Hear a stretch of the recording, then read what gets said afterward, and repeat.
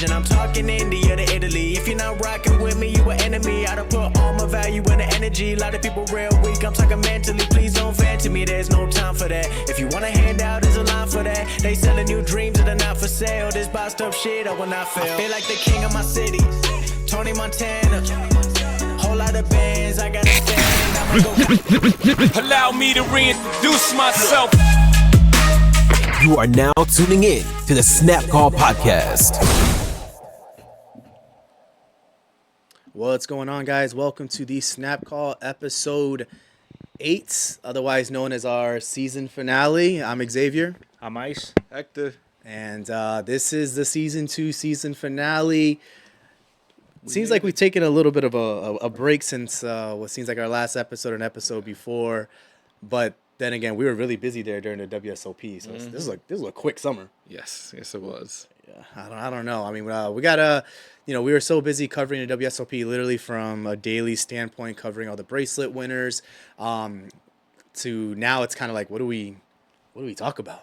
But the good thing in poker is there's tons of things to talk about. There's been a lot of news, especially in the past week. But one thing we didn't have an opportunity to do prior to the WSOP ending or being close to that WSOP ending was actually recapping it, right? So discussing player of the year, discussing the main event and all the drama that surrounded that, as well as the rake itself. So that's what we're going to start off today with. So Ice, you want to kick us off? Yes, like Xavier said, we didn't do a proper recap of the WSOP. We've been busy. Last week we had the Justin Smith interview. Go check that out on YouTube, Instagram, all the social media. But let's kick it off with the WSOP recap. First of all, big congratulations to Scott Seaver for winning Player of the Year. He won 3 bracelets, which is sick to win 3 bracelets. What are you guys' thoughts on Scott Seaver? I mean, you win 3 bracelets, you deserve Player of the Year. I mean, well, what's the stat on that? Ivy was the last one to do it, but there's only, 3 or 7 people? Yeah, there's a handful. That's small ever handful. happened. Yeah. Especially in this day and age with this big of fields. I mean, that's amazing. Congrats, Scott Seaver. Yeah, I mean, I think it was pretty evident early on when he won his first bracelet, and then he continued to run deep, that like this was going to be his summer. I think the craziest thing about all that is, obviously you won the 3 bracelets, but then you look at someone like Jeremy Osmus, right? Like, I don't think Jeremy won a bracelet this summer, and he finished very close. Yeah. Close second, and let's be real. In a summer where someone didn't win 3 bracelets, Jeremy Osmus probably would have won the Player of the Year if Scott Seaver didn't win 3 bracelets. We haven't had a 3 bracelet winner in like over 10 years. So overall, just a monster summer. It's hard enough to win 1 over the course of a career. Scott Seaver won 3 in the course of a summer. So shout out to him. I mean, consistently played well, consistently ran good. But a dream summer for sure. Yeah, big shout out Scott Seaver. Winning 3 bracelets and kind of like going under the radar this year just because you had Ivory came back. Bucket had Ivory, won a bracelet. Yeah. So it's just like, as much as Scott Seaver 3 bracelet was like a big thing in the WSOP, it was kind of like the back burner to Ivy, Negreanu winning the Players Championship. Yeah. So big shout out Scott Seaver. He did his thing. Well deserved. Absolutely. Then also the main event this year, record-breaking number 10,112 entries. We had 2 out of the 3 guys currently right here predict that it would break it. I'm the only one that didn't. Pessimist. Yeah. What are you guys' thoughts? I mean, I think let's do it again. I think it's just, obviously there's a sense of validation, but I think it comes from the good things in poker, right? Like that poker's growing. It's not so much like we feel good about being right. It's more about we're happy seeing poker grow at the end of the day. And all the indicators were there that it was going to be a busy summer. You got things like Club GG that's putting people out weekly to the main event for pennies on the dollar. So I think when you see things like that, you're hopeful that it's going to grow and grow and grow. I think with the GGPoker acquisition, which we'll talk about in a little bit, I think we're going to continue to see poker grow. So obviously good things. The growth of poker has always been our the one thing that we continue to stress here and that's important to us. So, yeah, I mean, it's validation, but just all good news. Yeah, I agree. So we see poker working. All the cogs are working. It's a well-oiled machine. They know what they're doing. It's moving over from the Rio over to Paris has been, a great move for them. And now with the GG thing happening, it's gonna get bigger. I didn't think it was gonna get bigger next year because just like Ice had alluded to, it's hard to grow year after year after year, and 10,000 is a big number, But I think that they have the right vision and gonna make the right moves to get there.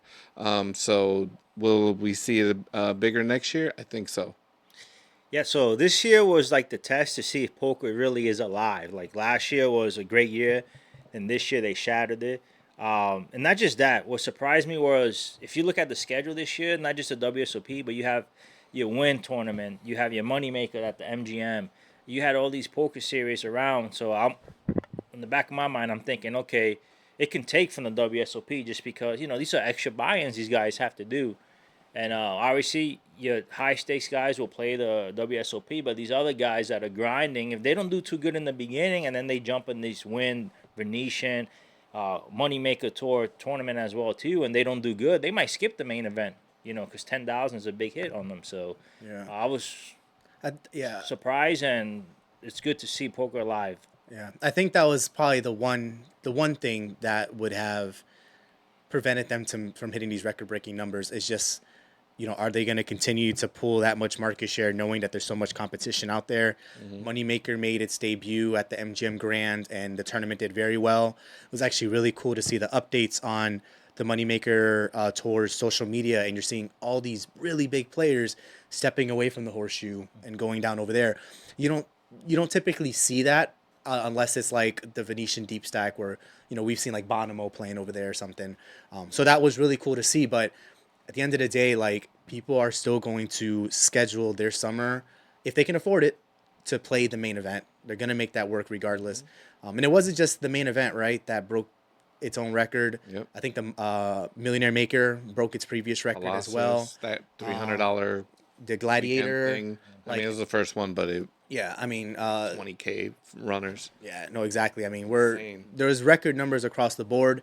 And I think what's interesting too is that there was more events this year than there were last year. So like they continue to add events and are getting more attendees. So yeah, it's kind of interesting. We'll have a minute here to kind of make predictions for next year. But yeah, I think I have a big prediction for next year, but I don't want to say because it's touching on another topic we're going to cover in a little bit.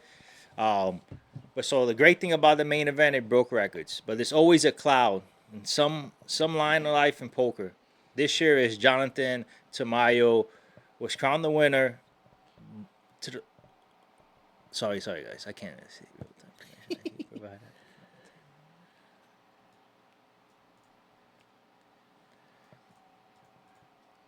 Go ahead, cover that, Xavier. all right. So like I said, right, there's great news in regards to WSOP and the main event and the records that it broke. However, with Jonathan Tamayo winning the main event, it provided a cloud over what should have been all good things, right? And that was due to the RTA, the real-time assistance that he was receiving in between hands, the sims that his friends were running on the laptop, and the information that his friends were providing him with the delayed live stream that they were showing, right? So lots of things are taking place there within a gray area. So let's just start there, right? Without getting into what the WSOP should and shouldn't do in the future, what are your thoughts as a spectator watching the main event, right? As a spectator, what were your thoughts watching Tamayo run over, get information, I don't want and to then come see it. over? I don't want to see it. As a spectator, I'm watching it, and this is the World Series of Poker main event. It is the tournament to win. So when you see the final table and you're watching these 9 guys, you kind of expect that these 9 guys are pros. They know what they're doing. They've been grinding, 7-8 days of tournament, and it's finally coming to a head. So to see somebody go back and like look at a screen and be like, oh, I'm just like it kind of gives off like a newbie vibe, even though it's very complex and it's very, like I know you know your stuff and I know you know your numbers and all that, but it's like looking at someone who's sitting at a blackjack table with the what do I do with this, and you just don't want to see that when it's the final table. You want to see guys going head to head, people making horrible big stake mistakes. You want to see people make crazy laydowns and just off a gut, and it takes away from the game. As a spectator, it takes away from the game. Yeah, so I'm biased on this situation just because I feel like that GTO Wizard, all this stuff should be banned completely. But at the same time, they're not doing anything really to penalize these guys. So it's just like, if you're playing for millions of dollars and you're like, hey, if you feel like this can get you a little advantage and you know they're not going to say anything, like, why not take advantage of it? Yeah. The only thing I feel like it's like you have Joe McKeon that won the WSOP, like pretty much like, hey, look at this, this is the spots you got to be in. Yeah. It's just like, it kind of like sours down the game. Like, oh, what are these guys doing? So it's. I mean, we see that every year. We always see a past champion like somewhere with someone that knows, because it's a skill game, and your skill, iron sharpening iron. So another friend gets there, and it's good. But like I said, you don't want to see it. You want to assume that they know what they're doing. But I'm not oblivious to the fact that past champions have during breaks done this exact same thing, which is okay. I just don't want to see it on TV. I don't want to watch it. Yeah. So my take on the whole thing is like with what I said, if they're not going to enforce the rule, work within the rules, right? Like if you're not going to get in trouble for doing it, I get it. You're technically not cheating. Like, you're not supposed to have like charts and stuff looking at the table. Yeah. But if you're able to walk over, see if you played a hand incorrectly. Oh, hey, 30 minutes ago on that King 7 hand, he bluffed you. You were ahead. You made the right move, et cetera, et cetera. Like, I get that. But I don't want to see it. Just because I say work within the rules, they need to get rid of it. I think it's a. What's Molly's game? Don't break the law while you're breaking the law. I think it's a horrendous look for poker. What we should be talking about is Tamayo winning the biggest main event tournament of all time, and instead we're talking about Joe McKeon and his buddies with a laptop giving them real-time information, real-time assistance. I'm definitely fine with someone doing that, like McKeon being like, hey, he bluffed you that last one. Something like that. You're like that. I think that's great for But they don't. The thing is, like, I felt like it didn't help him too much because he was already like, in order to go to the rail, you have to be either all in or like the hand pretty much is waiting for the deal to play out. Yeah. And it's just like, if the other player didn't show the cards the previous hand, the fans don't know what they had. So it's just like, I don't feel like it really helped them that much. It was just more like, hey, like kind of like, because those guys think every little advantage helps. So it's just like, and that's the thing. Like, it was funny, when you're heads up, right? You've got these charts and stuff, and it's like, hey, this is when you should be pushing. This is when you shouldn't be. And it's funny because I saw a tweet and I wish I had saved it. And it was basically like, it's a bad look when probably the best player remaining at the main event is getting real-time assistance from a previous main event winner on these little hands that he has a slight edge over. Yeah. Like, it's just like, you really didn't need to get that feedback. Yeah. Overall, don't like the look of it. I do hope next year they enforce it for the final table, but for every table. Now, my take is, get all the information you can on scheduled breaks. That's what they're for. Yep. But during the table, it's a bad look, especially when your opponent is not doing the same thing. I get it. He had the choice. He had the chance to. But I just think it looks bad for poker.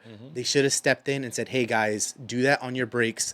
But they didn't, and it's unfortunate because that's what we're still talking about. And I think, like, it happened before. Just people will, like, whisper to it or tell them. Now it's just like, they take out the tablet and say, oh, this is what... So it made it look even worse. Yeah. And also, like... And we've seen it before. Yeah. Like, we've seen... I think Aria or Deeb was helping Weissman last year. Like, so we're not new to it, but it was... I felt like it was so over the top this year. Yeah. And then it puts a cloud on Jonathan. Like, come on, man. He won the main event. Like, it's the cream of the crop. And it's just like...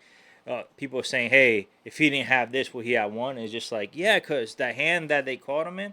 he had one, I think, with Ace Queen, and he started celebrating, and then they stopped celebrating. It's like, hey, look at this, and it's just like, They I forgot. I think his name's like Dominic or something. He was one of the guys on the rail with McKeon behind Tamayo, and he made a tweet about it. And it's very obvious he's like one of Tamayo. He had a piece of Tamayo. They basically made a tweet almost like basically saying, haha, to all you crybabies. Like, Yeah. and it's just like, dude, like, first off, you weren't the one that won the tournament. I don't care how much of a piece you had. Like, when you see stuff like that and you're kind of rubbing your nose in it, it's like, just not a good look. I would have much rather had the amateur win in that point. And it's just unfortunate. big shout out to Mario, great job. Yeah. So moving on to the next topic. My contact's a lot better now. I can see pretty good now. What do you guys expect next year from the WSOP? And any hot takes? Good question. We'll go into hot takes in a second because I think a lot of it has to go with what we were just talking about with Tamayo. What I like to see next year, I like to see more, and this is probably a hot take because people don't like to see this, but I'd like to see more gimmicky stuff. I like the double board bomb pots. Maybe provide that tournament at multiple price points. Yeah. We spoke with Justin Smith last week. And Justin said he likes the double board bomb pots, but he didn't even know that there was a double board bomb pot tournament. You know, you've got potentially one of your high rollers right here that didn't even know that was a tournament last year. So put that at every single price point, you know, and for sure, next year we'll probably have 100 total events because we're at 99 this year. I like the gimmicky stuff. Yeah, I'd probably say more gimmicky stuff overall. I'll get into hot takes in a second, but Yeah. I agree. I want to see more mixed games at the lower price point, like you said. You know, I would like to get in there and play deuce to seven. You know, triple draw, single draw, all the stuff. I don't really see that there for that price point. If I see $150 tournament for a bracelet tomorrow, I'm gonna flip this table. I'm telling you, because you guys know how I feel about the 300. I know I'm the only one that wants to take away the bracelet for that low of a buy-in. But if GG is planning on expanding and they're expanding by doing $150, that's not World Series of caliber bracelet worthy event, in my opinion. So my take on this is, first of all, big shout out this year to WSOP for doing all these tournaments and pretty much getting the numbers that they anticipated. I'm kind of more like, I like the gimmicky stuff, but I also want to see a lot of more PLO tournaments at lower stakes as well too, like a 400, a 500, just kind of like mix it up, because PLO right now, it's pretty much a lot of people that play No Limit are playing PLO. So it's good to see, like, just you can jump back and forth between those two games. I would say more mixed games at a lower stake, just like Hector said, maybe like a $500-$600 stud or whatever, just so we can start playing that game a little bit more as well too. Because I feel like if you're not that good or you don't constantly play stud at your local casino, it's going to be hard for you to get into $1,500 or $10,000 stud tournament. So let's be realistic. They can keep it like a 500 bracelet event. I think more of the beginners and more of the guys that kind of casually play stud would jump into that as well too. And then my high take for next year is, you know how Phil Hellmuth does the entrance? I hope they ban him. He don't do that entrance, or he comes out and they hire like GGPoker will hire Randy Orton and hit him with an RKO or something out of nowhere. Cause Somebody has to do a better entrance. This entrance this year was ridiculous. Isn't that hard? Yeah. I mean, I'm pretty sure we can spend $10 and come up with a better entrance than what he did this year. This year was bad. This year was probably his worst one. And my other one I would like to see, more mystery bounties. Yeah. Just like do a 500, just constantly, like, I think maybe do like 6 or 7 of them because they're so popular. I feel like. Yeah, I would like a PKO, like a progressive bounty tournament. I think that would go over well. Yeah, I think one of the other things we talked about was higher or lower limits for mixed games allows people that aren't going to spend $1,500 an opportunity to play a stud or something. But like, and this probably is very gimmicky and very stupid, and probably someone doesn't want to do this, but I don't know, like, what if they did like a tag tournament like they have now, but they it was like a mystery tag, and like you don't know who your partner you don't know who your partner is, but like maybe for every bracelet winner you're with a non-bracelet winner or something, you know, so like you have an opportunity to maybe get partnered with like a pro-am. Ivy or Negranu. Yeah, I don't know, something like that. Be a pro am. Or maybe do like a. It's probably not enough cards in a deck, but do like a scramble. Yeah. Do like a golf scramble of I don't know, something like. Obviously, super gimmicky. Probably would never get past. But I don't know. Just the idea of it sounds cool. In regards to the hot takes, though, Like the stand-up game. yeah, the stand-up game will be funny. In regards to the hot takes, we hear about this every single year. We've seen it ourselves. I think the WSOP, and in this case, GGPoker, needs to be more firm and strict about the whole late registration issue. If you're in line, like, I get it, but there needs to be a stopping point. Like, okay, you're in line, from you on, there's no more. And we hear about the pros complaining about it all the time. It extends the tournament. It extends the lines. They need to have a hard count. There's too many ways for these players to buy into the tournaments these days for them to show up an hour after late reg closes and still get in. Like, that's just not fair to the rest of the players. And then the other one is, of course, banning the real-time assistance that's provided. We talked about that with the whole Tamayo situation. I think they definitely need to get rid of it during final tables. And obviously, like, it probably really only applies to there because those are the ones that are streamed. Yeah. But again, they need to get rid of it.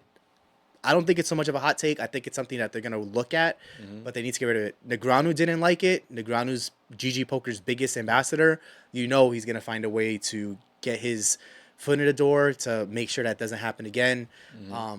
So that's what I think. Yeah, and we know it's not an easy task to enforce every rule that there is with when you're hurting, thousands of people every day. You know what I mean? But there's just certain hard lines that need to be taken, and especially when you're talking about the main event, that just shouldn't be happening. My hot take, it's lukewarm, is the player of the year, the points system. So previously, it's just you play every tournament, you get a certain amount of points, and you just keep accumulating points. I don't know. I have it I know with this year, it's whatever your top 10 caches are, and one of them being your top online cache. That's your score. I just feel like it would have been a lot. I mean, Seaver should still win, obviously, but I feel like it would have been a different top 10 people if it was all your points. So You know what I explain mean? how it is right now. So they take your top 10. Yeah, it's your top 10 finishes? is your top 10 finishes, and only one of them is online. So if you have, 2 bracelets online, only one of them counts. Yeah. So I just feel like that serves someone who does, if you're doing well, and I feel there's only these many tournaments left, it's like I have to take it down to be able to catch up, as opposed to, I don't know, like a Sean Deeb who could grind out every tournament, you know what I mean, and accumulate points. I feel like there's certain people who probably got left off of this list because they just didn't have that, but they put in the volume that would be worth it on other years. So you're valuing. I don't know what could have been, what the schedule, what the leaderboard would have looked like with the old one compared to this year. So you value.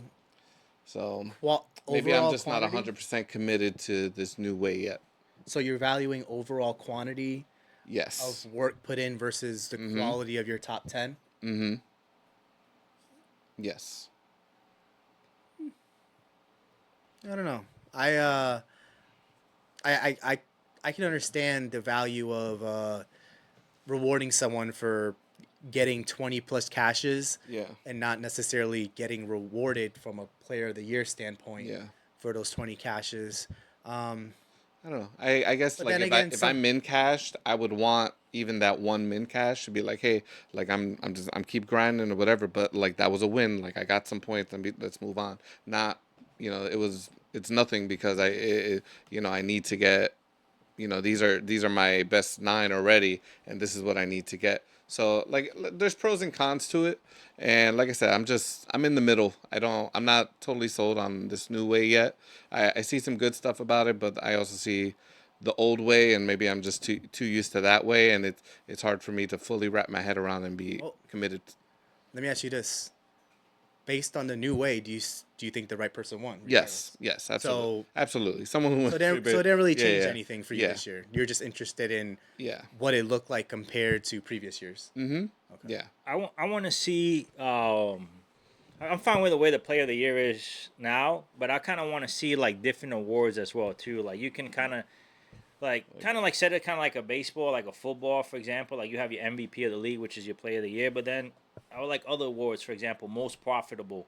The guy that bought in the less and made the most money during the WSOP. Okay. Because sometimes you get like Negrano wins the 50K, but he's in the hole for $1 million. So it's just like he had a great summer, but he's also wasn't profitable either. So it's just like, but you have that a few guys that play all these tournaments. Like you divide the buy-ins for the percentage they won, for example, and you get your hey, this is the most profitable player. Another one is like. Maybe comeback player, like they were sold down in a tournament, they came back and won it, like something like different prizes for these guys as well too. Because with Seavers 3, like it was out of the question, but like these other guys had great summers. Like the guy that finished second to Negrano, like he could have been probably Player of the Year the way he was playing. Yeah, he was up there. Yeah, I think that's a good idea. Maybe having some sort of post WSOP Awards. award show or something. You know, like Yeah. I think that's a good point. That there's probably a lot of people that can still get recognized for things that aren't. Yeah, I think that's a Player of the Year, the guy also can make an award. I mean, it's coming. GGPoker, they're gonna expand, and they could definitely do that. Most money lost or whatever, like buy-ins, they can give stuff out like that too, like someone kind of who- gimmicky awards and stuff. Just in a participation trophy for person who never cashed. yeah, right. Yeah, I think Alan Kessler, he didn't have one cash this summer, and he had like No, he was final table with Phil.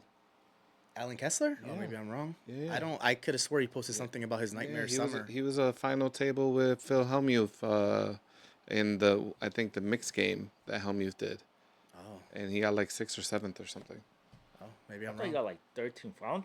This was He had posted about his nightmare summer, and Yeah, I mean mean, I'm sure the summer was probably horrible for him. maybe but that yeah, was I his know only cash then, because he definitely was. I remember talking, seeing his name and I was like, oh, good for him. his post was specifically about the lack of, like, he's never had this little cashes. Yeah. But yeah, I don't know. Let's see. That'd be interesting to pull up. But I'm sure his entire feed right now is probably all about his slot machine win. So let's see. He's playing at this guy's still playing slots. Probably giving it all back. This guy's such a degenerate. So here's his win. unless he's Mickey Mace, they never lose. Yeah, that fucking guy.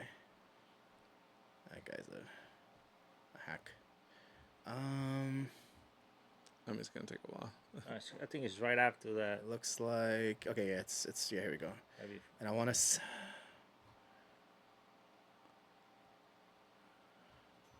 It was like right after he posted.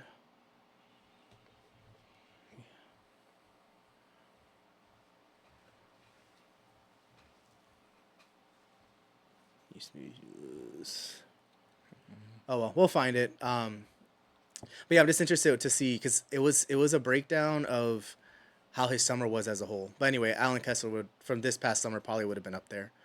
Obviously, winning a bracelet doesn't mean a ton, as we see with Negrano taking down their Poker Players Championship, and he was still down over 6 figures for the course of the summer, which is probably still a decent summer for him because I think last year was a really bad summer for him. So I don't know. Yeah, he got 10th. He got 10th in the 10K deuce to 7 triple draw. For how much? Probably not. 28K. That's not much. Yeah.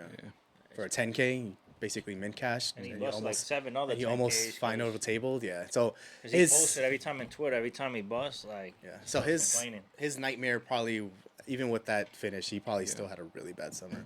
I think that was the biggest tournament he played. Everything was like $600, $1,500, $1,000. Oh, well, no, that's WSOP. I mean, that's All right. that's Let's move on. WPT. Sorry. We'll pull it up. So we always hear about, more rake is better, right? And there's actually a lot of people afraid about GGPoker taking over because they're all about that rake. But speaking of rake, I got these numbers from pokernews.com. I wanted to share them. They're pretty pretty astounding. Like I would have never thought these numbers were that high. One thing to keep in mind is there was 99 events total this year, and it was 4 more live events this year than there was last year. So across all 99 events, or actually across all of the live events this year, excluding online events, 229,559 total entries, over almost 14,000 more entries than last year, which is huge. I mean, that's a big number. Yep. The largest enter tournament this year was the $300 Gladiators of Poker event, had 20,600 plus entries. And in total, they collected a little over 480 million in buy-ins, 40 million more than last year, which is insane when you think about a tournament that lasts 6 weeks, 5-6 weeks. Like, that's nuts. Out of the 480 million, $42 million in rake was collected, 29 million for entry fees, and then 12 million going to the tournament staff itself. Insane numbers to kind of comprehend that the entry fees is like profit, you know? I mean, obviously there's overhead costs involved there, but when you're backing out 12 million that's going to the staff alone, you think about what you're really paying for at the end of the day. Like, that's insane. So in the spirit of the Olympics, 59 total bracelets went to US born players. Second was Canada with 4 bracelets, and then in total, there was 24 different countries that won a bracelet. What are your thoughts when you see those numbers? I wonder how we could make poker an Olympic event. How would you do it? Poker? I mean, the Olympics continues to expand, Yeah, right? yeah. And poker I mean, you see is a crazy very stuff. international. So You know, so like, how would you who do would it? we send from the U.S.? Right? Scott Seaver. He got 3 bracelets, Like I right? said, Yeah. Rampage. Yeah. Yeah. I was I like, guess like Player of the Year gets to go. That would actually be a really good. yeah. If it's every 4 years. Well, man. it's a player of years from another country though. But no, you know? like, no buy-in. Like, it's just playing for the Just- championship. Yeah, just, playing for the gold. Just $1 million buy-in tournaments. Yeah. It's like some Casino Royale stuff. Yeah. Like, I don't know. That would be really cool though. Yeah. Yeah. That's just, a question. Just countries. That's a good question. Yeah. Is GGPoker do that. One, I don't want to Ha- go down. Is poker a sport route? Because Yeah, that's yeah. gonna cause some things. No, but I mean, Should poker be part of GGPoker the could Olympics? definitely have that. You know, now that they bought this, that could definitely be an event that they have on Poker Go of just countries and tag team tournament, and 20 countries, and let's see who takes it down. Let's ask this, Fernando.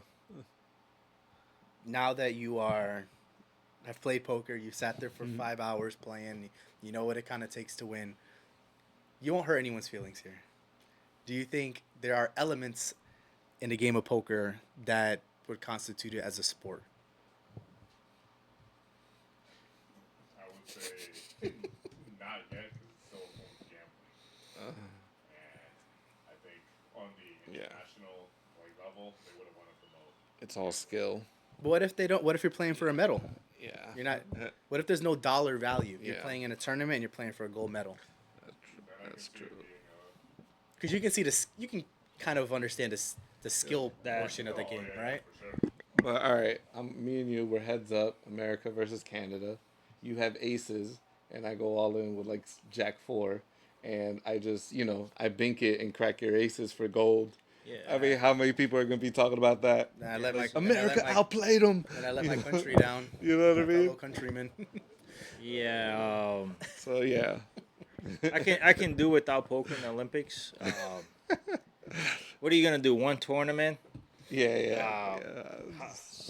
How many countries there is? Whatever. Who can We qualify? say- It is a fun weekend And for then- Poker Go idea. We say that, but we would watch it. Yes, we would. Well, we will watch the final table. We're not watching. Yeah, no. You imagine you watching. You have millions of people tuning in, and people are tanking. What difference is it from watching the main event? Yeah, I mean, It's poker.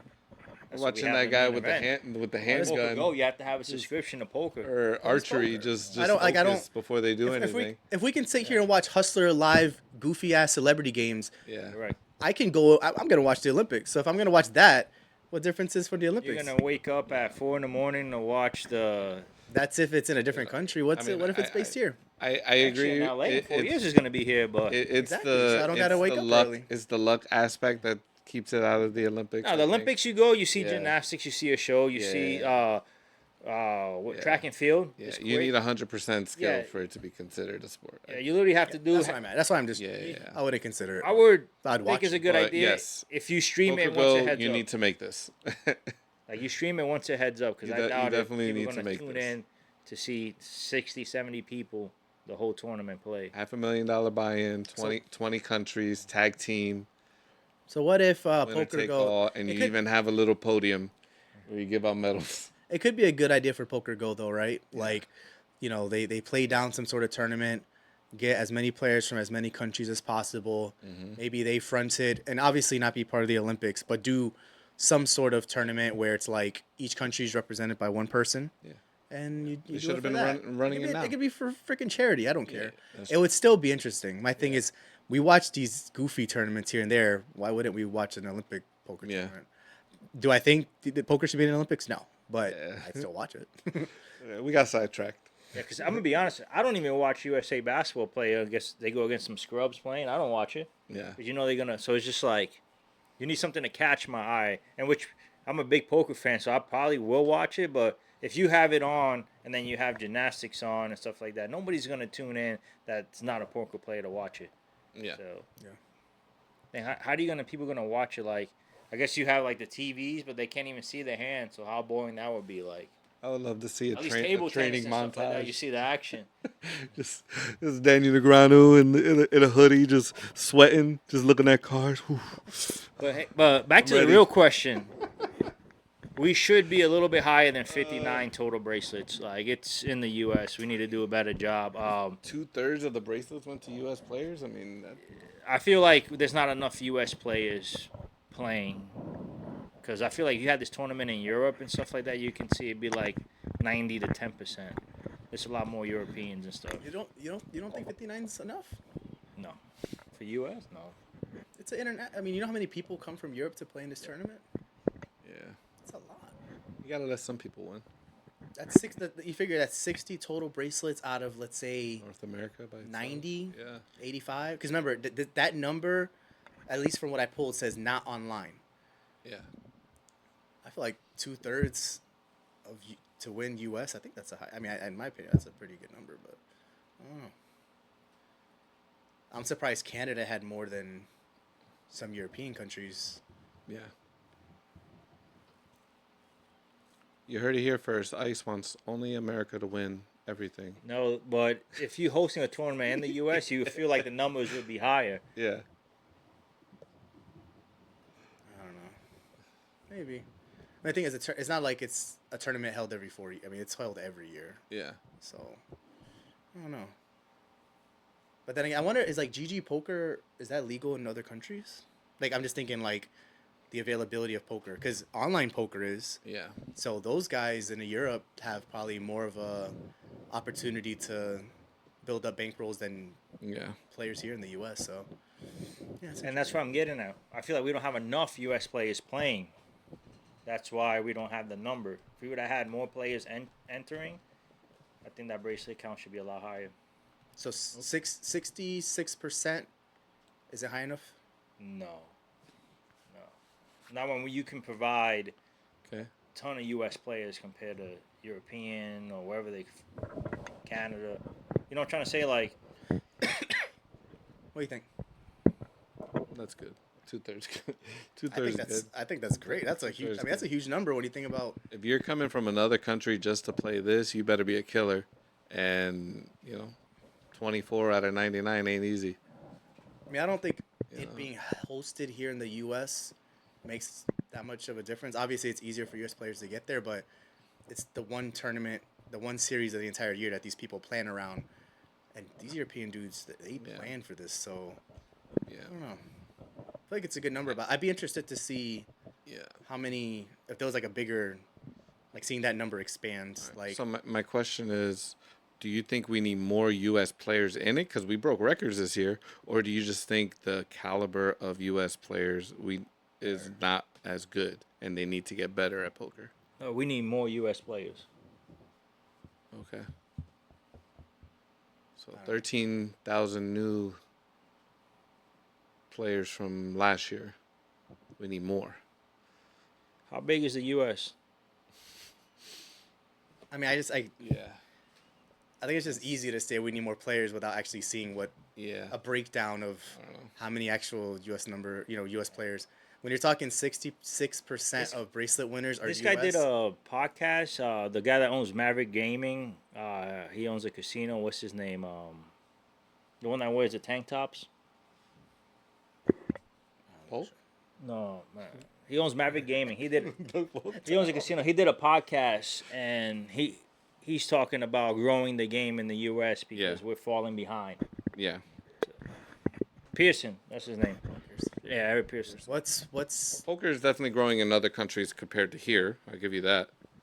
what did he provide? Like, I'm just interested on how poker's growing elsewhere. Like, what was I think he? it's because it's legal, for one. Like That's the main online. thing he said. Like online. Yeah, I mean that's what drives. I think that's what drives most of the seats for a lot of these events. Like look at The main thing he said was Slocum that he was able to get. But that's U.S. We're Yeah, talking yeah. about. He's talking about how he other said- countries. I know, but he has we have like one app to do that. You know what I mean? Whereas they have multiple. That's what venues. he's saying. He said Yeah. overseas a lot of online stuff is more available. Here, certain states. Then also, like there's some big cities that don't want poker rooms because, or they have a casino, they don't have no poker rooms in it Yeah. because it doesn't generate enough revenue compared to slots. Yeah. So even though it could be a multi-million-dollar, like for the square footage, you can make multi-million dollars on it, but they can make more with slots. So his whole Maverick Gaming is opening up these little poker rooms in big-time casinos to expand the game. Alright, so we'll keep this number in mind, and we'll see what happens next year. Yeah, I'm interested in seeing if we can find if that's like If more- data that's available. Like More people from other countries win more. like bracelets. this number here, 229,000 entries. Yeah. I'd love to get an idea as to how many of those are from the U.S. You know, Yeah. obviously that's not unique entries, but Yeah. just to get an idea. All right. Speaking of Vegas, speaking of poker growth, one of the largest and most popular rooms in Vegas closed, but only to reopen their new baby, Vegas's newest, nicest, most technically savvy poker room, and that's the Venetian Poker Room. About time. Yeah, I feel like we talked about that 6 months ago, it seems like. But I guess that's what it takes to get some things done. Definitely well worth the wait this past week. They did a grand opening. They had Nelly there, and then some other celebrities, and then they had a lot of big poker players like Berkey, Jeremy Osmus, Joey Ingram, and some additional players. The new room is by the Grand Canal Shops off the main casino floor. It's closer to the garage for the players. In general, it caters a lot more to the poker players as a whole, which I feel like most casinos kind of just put the poker room in a corner. You got to kind of deal with it. And if you've gone to the Venetian Poker Room, you know it's not in a great area. It's smushed between slots and the sports book. They needed this. One of the big things in this poker room, you got on top of the free fountain machine that's available for the soda fountain machine available for players, is the live stream poker room that's going to be up and running by the end of the year. So not exactly up and running just yet, but that's going to be a huge draw for players throughout the year, and especially during big tournaments. Initial thoughts, I'm not sure if you guys had a chance to see some of the pictures of the video. I know we've covered this before, but now that we've had a reveal, what were your thoughts on it? I liked it. First of all, I'm biased to the Venetian because that's one of the rooms I profit in compared to some other rooms in Vegas. It was about time they got actually a poker room. The only thing I'm a little bit worried about, besides if they do which one of the takes I had for what I look forward to next WSOP is this the Venetian room throwing, how they have the Venetian deep stack. See if they add more tournaments to that series, just because now they have a bigger room. Yeah. So It makes me wonder if they're going to host tournaments in that room, or if they're going to do it in the convention area like they did the other time. Yeah. The only thing I worry about too is it's Vegas. It's a lot of competition. So you open up this big room. Are they going to be busy the whole entire time? Because you have Resorts World it's a small room. The Wynn, it's small. The Bellagio's small. Let's be realistic. They're not big poker rooms. So, and if you go like if you don't go on a weekend, it's like they fighting to get players. Yeah. So and they generate a lot of the revenue on slots and table games. We get that. So hopefully they can fill up this room, but I think it's going to be hard just because there's so much competition. Like you have the Bellagio, you have Wynn, you have all these, you know. Then the locals will go to Red Rock. They go to like your local outside the strip. So, but it's good. They open it up. They had Nelly. They had some other social media guys too. It's good. I feel like they need to pay like a big time guy to get these high stakes game. Hopefully they can do it there because the Aria are doing the same thing. Yeah. So they stream their stuff. So I don't know. I like to see any new poker room open. It's a good look. The stream room is going to be nice. Hopefully they can fill it up during the off season. I agree. It's awesome. The Venetian poker room and the Venetian casino hotel just never really meshed well. Like it didn't look right. You know, like you have this big open walkway of the stairs. You walk in and then you just got like a poker room over to the side. And then they have this big deep stacks tournament that gets a lot of runners, but it's just like your poker room doesn't match the other aesthetic of your casino. So I'm glad they finally did this. Visually it looks nice, aesthetically it looks nice, getting with the times with the live stream. So they'll probably follow suit with doing meetup games and getting other YouTuber and poker personalities to have like weekly meetup games or live stream games and all that stuff. So good for them. Yeah, no, I agree. I mean, obviously positive news. I think it'll be interesting to see how busy they remain. It's always a busy poker room in general. They're obviously going to steal a lot of share from other poker rooms at first. The big thing is, are they going to retain it in the long run? Because like you said, like you have 2 mile strip of a ton of poker rooms, a ton of gambling, and there's a lot of people that are very loyal to specific rooms. So it'll be interesting to see if those guys that are playing at the less popular rooms like Resorts World make that switch. I've always thought if you're an Aria guy, you're an Aria guy. Bellagio guy, you're a Bellagio guy. Yeah. But it'll be interested to see, who makes that switch. Obviously, everyone's going to be trying it out in the beginning. So in 6 months' time, I think we'll see. I know they're doing, I think it's like $3 per hour comps, which I think is really good. You figure if you're a regular, put in some hours and you're putting in at a minimum 5-6 hours a day, you're paying for your food at the end of your shift. So, aesthetically, it looks really nice. I was really surprised to see that they went with the blue felt on their poker tables because that's what the Wynn has. Yeah. When I first saw pictures, I thought it was the Wynn. I was like, hold on, I'm looking They at. should have went with the red or the burgundy. Whatever. Yeah, the burgundy that they normally had. I think they should have stuck with it. I like the blue, but yeah, I think it's the Wynn's right next door. Probably should have did something a little bit different, but it is a very clean looking table. Obviously, we love new felt. I don't think they're busting out new chips, but we love new felt. We love new chips, new chairs, USB plugs, all that stuff. Anything that caters to the poker player is really nice. So, and to me, just because the degenerate issues that I have, it's nice that the poker room is away from the casino floor. Yeah. Because you could just kind of go in and out, and you're right by the shops. So, You're not by the stadium baccarat. Yeah. And playing dollar baccarat hands, and then next thing you know, you're down $1,200. Yeah. So that's gonna be also, I feel like, a con for them as well too. It's good for us poker players. You have your own section, but bad because Las Vegas is a lot of it's tourists. Yeah. Just So they would go there. wanderers. And even though that poker room was in the middle of slots and stuff like that, people would sit down and be like, "Oh, poker? Yeah, I go play for a little bit." If it's on the second floor and they don't see that sign, they probably won't even go up there. Yeah. So Yeah, no, that's a really good point. It'll be interesting to see. I mean, they definitely kept in mind the everyday poker player when they built this room. They didn't keep in mind the casual guy that's in town with somebody. So, but also if you're in Vegas, you'll probably find a way to make it work. yeah, that, and also like the summer's gonna be huge for them.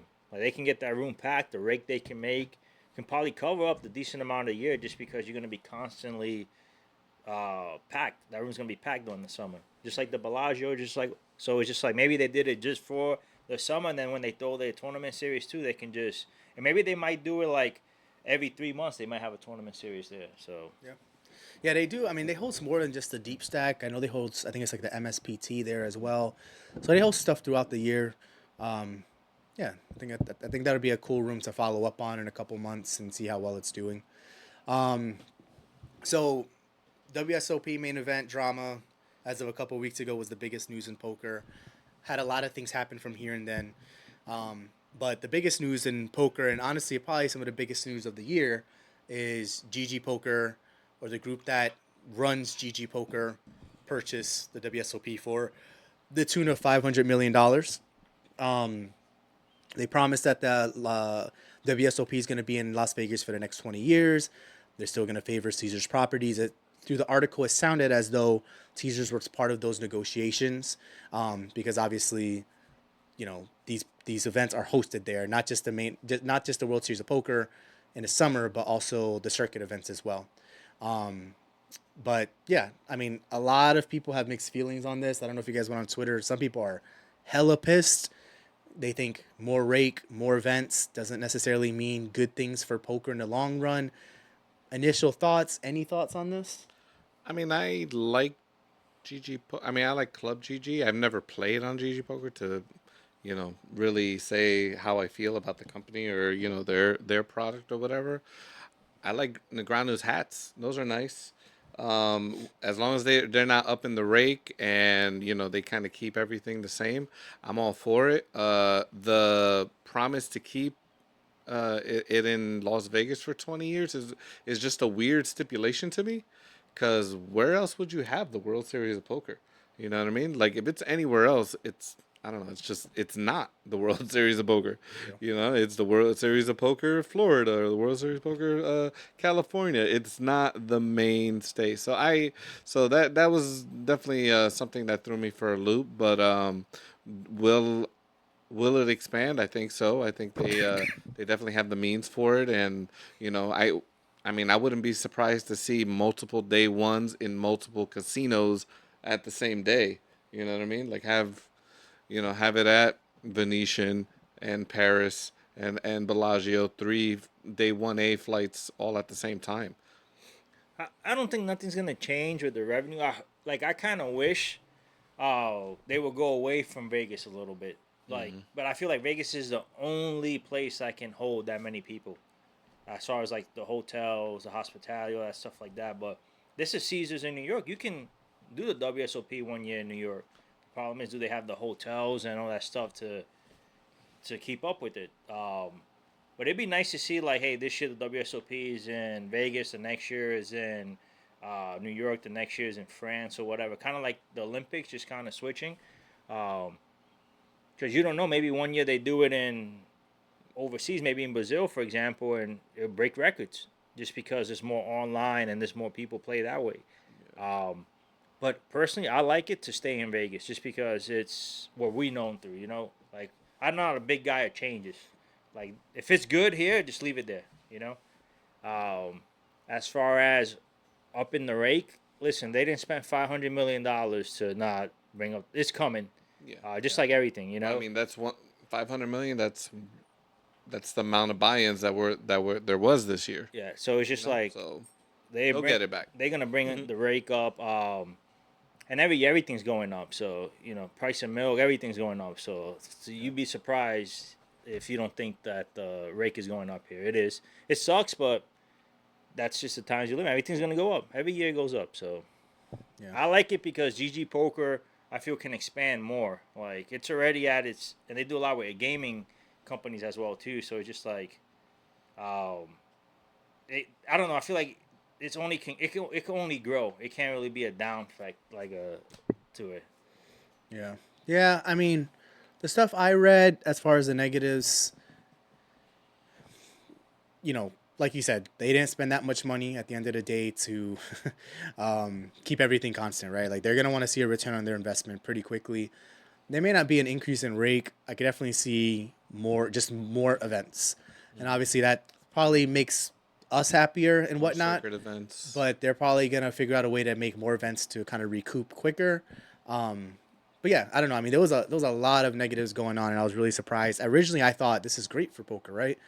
Poker's biggest ambassador is GG Poker's biggest ambassador, and Negreanu, right? But what did Negreanu say about Rake? So just makes you think, right? I don't think it's going to go down that route, but obviously we're going to, we'll see some changes probably, maybe not next WSOP, but probably the WSOP after it. At the end of the day, though, right, as long as it increases, it expands the game of poker, I think that's what we're all here for at the end of the day. One of the things they mentioned in the article is they want to make the WSOP more worldwide. So I know like the circuit events are going to be the circuit events. They are what they are, but it sounds like they're going to want to do more WSOP of like series events elsewhere. And before we used to have WSOP in like Europe, that had gone away, so like they're probably going to kind of bring little things like that back. They probably see things like Triton, right? And they're probably like, we want to do that. Why aren't we doing that more often? So I can see why, and ways for them to expand the game in that way. I think they're more of a company that will cut a deal with other major casinos. For example, like, hey, we give you this much if you host a WSOP event here. And I feel like GGPoker will be like, okay, perfect. The money's good for us. Let's do an event. So I feel like, not like they selling out, but they're going to do whatever they can to get that revenue, whether it's, hey, do an event this month here, this month there. It could water it down, but it can also grow it. So it's just, you got to take the good with the bad. Yeah, 100%. Well, switching up from GGPoker. So, what's wrong with you today, Alan? So Alan Kessler wins $1.2 million in slots, and the local Las Vegas cheapskate that we see on Daniel Negreanu's vlogs all the time, talking about how he got free hot dogs and soda and people giving him chips and stuff, just won $1 million in slots. So he plays slots almost every day. And he finally got a win, and it was on the Buffalo machine. So that was just going to be my question out to you guys. What are your top 3 slots games that you like to play? So me personally, I do like Buffalo. I like Michael Jackson. I just like listening to the music while I'm playing, and anything with like mini games, that you get to touch it, because sitting there and just pressing once is not for me. Keep me entertained. By giving me multiple things to do. Yeah. And but I don't really play a lot of slots, but those are my pick. Yeah, I don't play slots at all, but the times I do is Buffalo, just because when you go to Vegas, you go in and you hear Buffalo constantly. It does have the best odds Yeah. for winning. Two, the slots I like too is the ones that you can pull down like that, just because I barely play, so when I do, I like to. And then also old school. And then kind of like the fruit slicer game, like you could just boom, boom, but that's about it. I don't play slots, so. Yeah. I mean, I think I'm like you guys. You gotta have the Buffalo in there.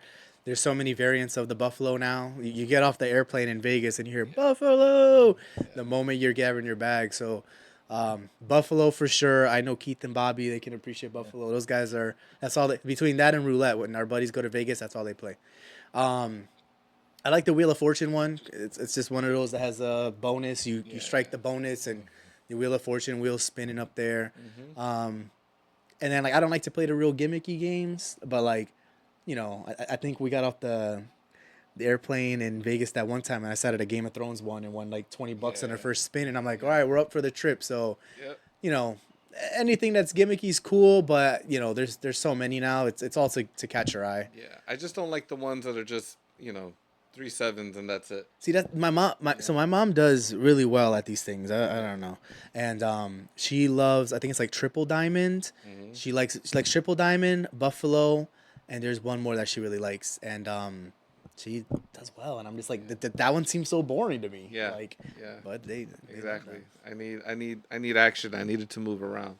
And then again, I think we're all kind of in the same boat. If we're playing slots, it's because we're waiting for a seat to open, and we're just there for the free drinks. And I'm playing minimum dollar spins because I'm just there to waste time. Or we busted, or we on tilt. Yeah. That's where we play slots. Yeah.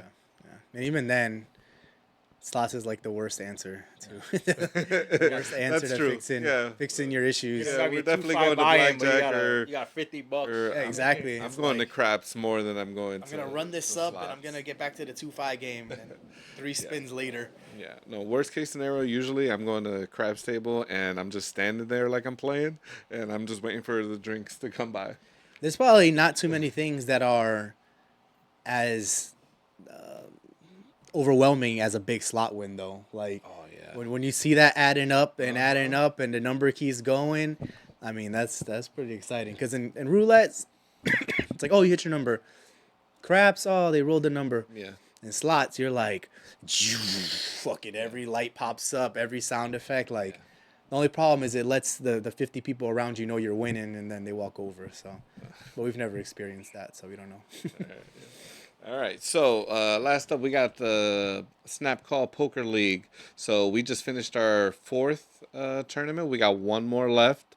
And our boy Xavier here in the middle, he was in second the entire time. Third tournament, he tied up with me. This man says the entire time. I'm going Like through we're the list. like we're going 6 tournaments deep. Exactly.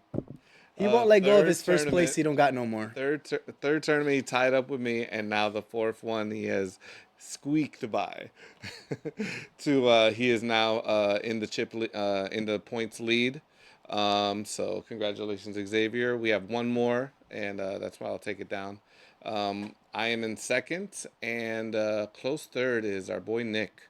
He has proven himself by getting some deep runs. Deep runs. We don't know how it's happening, but I just know every time we're at the final table, he's there. So, what do you guys think? I let Ice talk first. Yeah, so next month will be our last one. So looking forward to that. Okay. A little less than 3 weeks away, right? Yeah, so we're going to do it big, or we're trying to do it big. So we're going to have extra add-ons. We're going to have more bounties. We're just going to be maximum degenerate fun. We're making it a potluck. We're asking people to bring certain things. We're just trying to pull out all the stops and trying to make it fun for all these guys who have been supportive and been with us on this run. Yeah. I run bad, so it's in these tournaments, so it's just like. Ice has been a really good dealer for the last 4 games. But just got to take one down. They fun. Have a good time. Yeah, we could tell by your face by the end of the night that you had fun. So Hector, who has placed in every? Who's accumulated points in every single tournament so far? Sure. So that stat is there's 3 people, and Ice is one of them. You are the other. And Dennis Blanchett, he is so you're the only 3. I missed it on the last one because I did not place, and Nick also, he didn't place the last tournament, the 3rd tournament. Gotcha. And that's and Bully didn't place this last tournament, but that's because he wasn't here. Gotcha. So, okay. And just like a recap, because we talk about the tournament, but we have not we have a lot of different viewers now versus 6 months ago when we first talked about what exactly this is. So basically we have a 5 tournament series where, it's treated as, a little $30 tournament that we host amongst our friends, about a little over 20 of us in total. But we do these add-ons and we take a portion of the add-on to essentially free roll someone by the end of the 5th tournament. We have a little point structure in place. And we've accumulated enough funds at this point where we're going to free roll someone into a $500 tournament and then also someone into a $200 tournament as well. Mm-hmm. So the makeup of these tournaments is really 3 or 4 poker players and then probably about 10 guys that are willing to learn. And then the rest are guys that just want to get out and have a beer and have fun and just want to gamble. But they have no intention of getting better. I will say this last tournament felt like it was about 6 guys that were poker players. Like, it just felt like everybody is up in their game and everybody's just a little bit better. And this one, I don't know, maybe we just had a tough draw. I don't think you were at my table. Yeah, I don't know where I honestly don't know where you got 6 from because I didn't count 6 poker players the last tournament. What are you counting? All right, so me, you, Ice, right? And then I think Brian was on your left. and I think That's it. I think Nick C was there. That he was playing. I Tarek, I don't want to count him just because we know he plays. I how he love Nick plays. C, but Nick C was having to call down rivers with top pair, top kicker half the time. I mean, he didn't do anything out of the norm. Okay. I'll let you add Tarek, but that's it. Like I know Tarek is good, but I also know that he just doesn't have the patience for tournaments. Well, You know what I mean?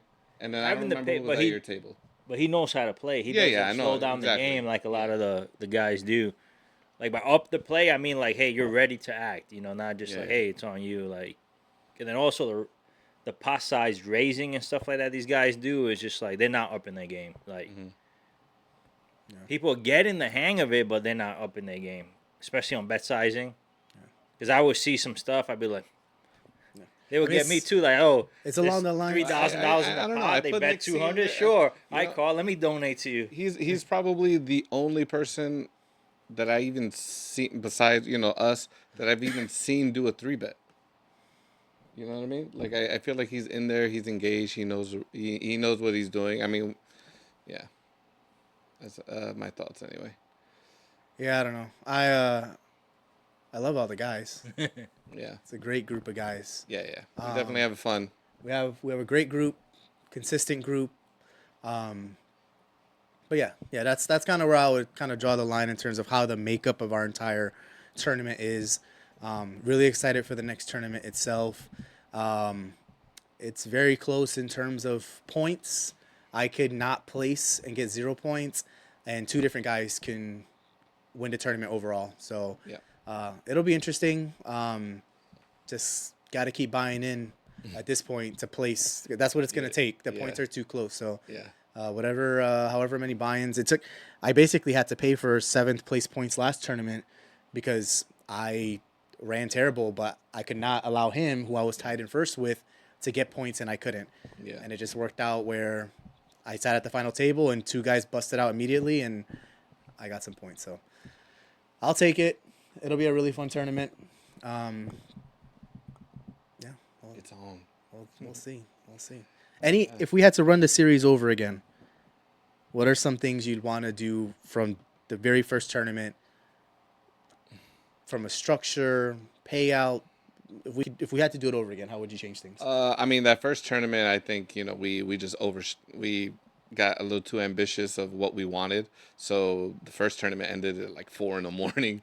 You know what I mean? So I mean, I feel like we fixed that and we have a good run time. Yeah, I think our last tournament know, it ended like 11:30. Yeah, Like, I it was- I it think was the good. buy-in's We good. I stayed up think longer. this extra add-on at the end of late reg is probably something that I would keep consistent. I think it's gonna, It's gonna lengthen the tournament, it's gonna especially with where the it's gonna lines are lengthen at. the tournament, but I think it'll just get rid of all those people who are just right there. That's like, man, I just like we're just playing fold or shove at this point. Well, that's why I don't- so have a couple more levels of play. I don't think it's gonna be a couple more levels. 'Cause I remember where the blinds are at that point, and then you're adding on 5,000 in chips. Yeah. It's gonna lengthen the tournament. I think a little bit more than you probably think. It is gonna lengthen whenever you add chips, but I feel like we just kind of been unlucky of who's been leading, like who's been having the majority of the chips. Yeah. Because they're not aggressive at all. Mm-hmm. At all. And somebody here too that's not aggressive when they have the chip lead as well too. So it's just like Yep. there's guys that they have a pocket pair and they're not even raising at all pre-flop. They just, and that's what lengthens these tournaments too. So hopefully they can kind of get the hang of it and start, using their chip stack to bully people off, and that's what you need to speed up the tournament. Yeah, I think that's a good point. I think if you have someone that's a chip lead that knows what they're doing, could work the table, use their stack, that's exactly what we need. And we haven't had yet.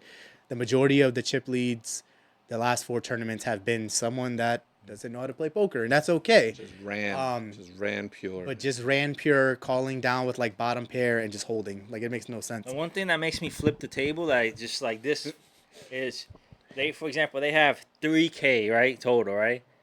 And they will call 2,300 and they won't just push it for 3K. Like, what are you going to do with that when the blinds are 400, 800? Like, they just hold on to it. Like, come on.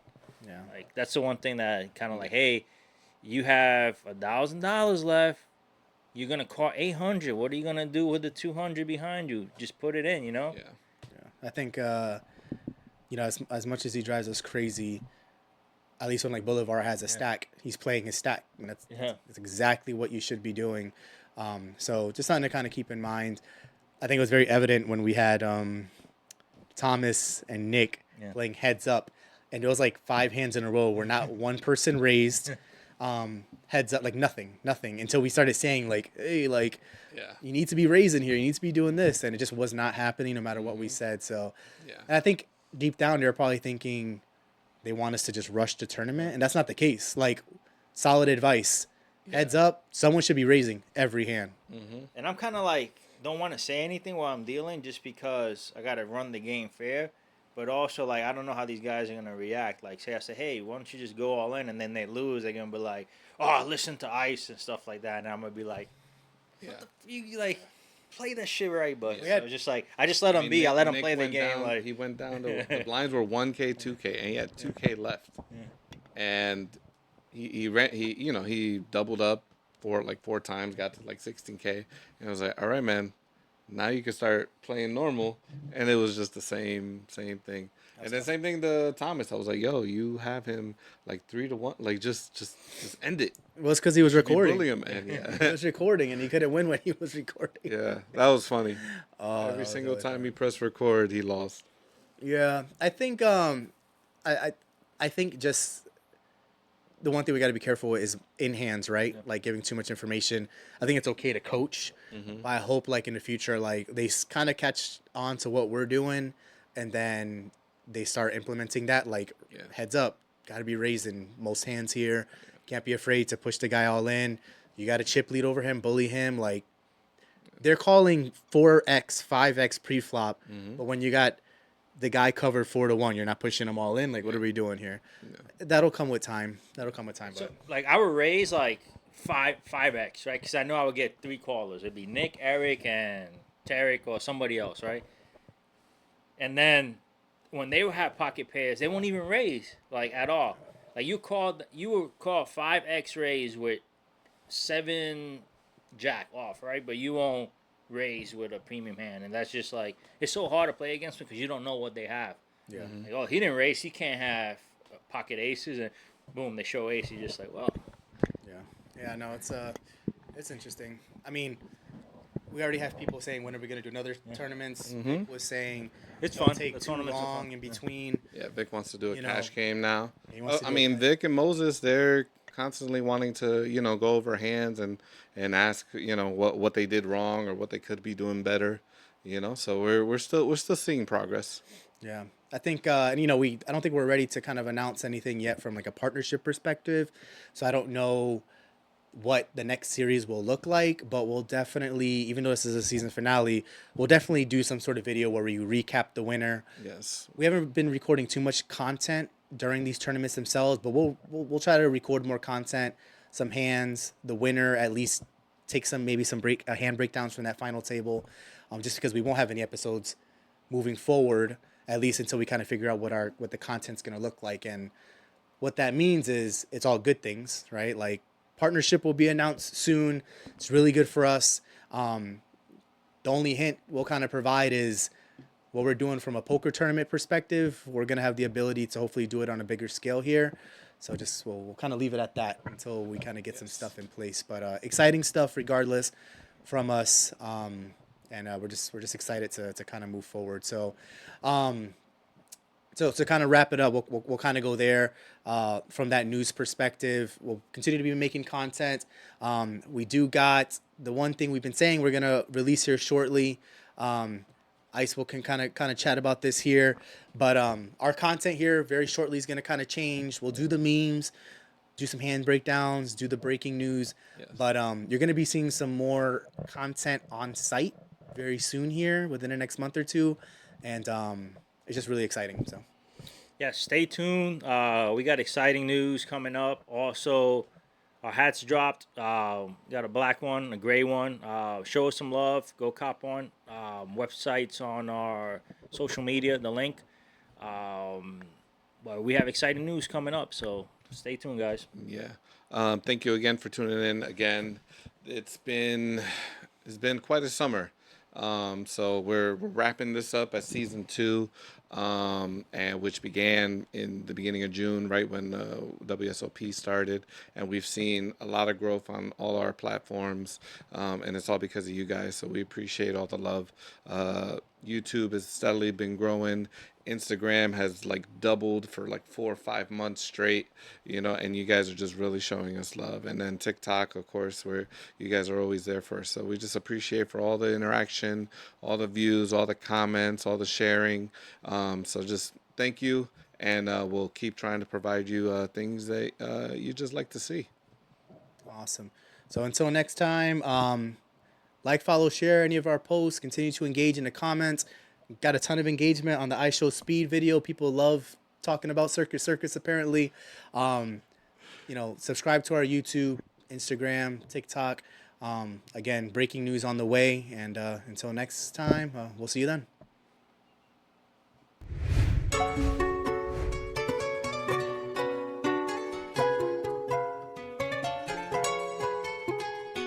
Yeah, I'm feeling myself right now. It's a new year. We about to do this. Let's go. I feel like the king of my city, Tony Montana. Whole lot of bands I gotta spend. I might go cop me a mansion. I feel like the king of my city, Tony Montana.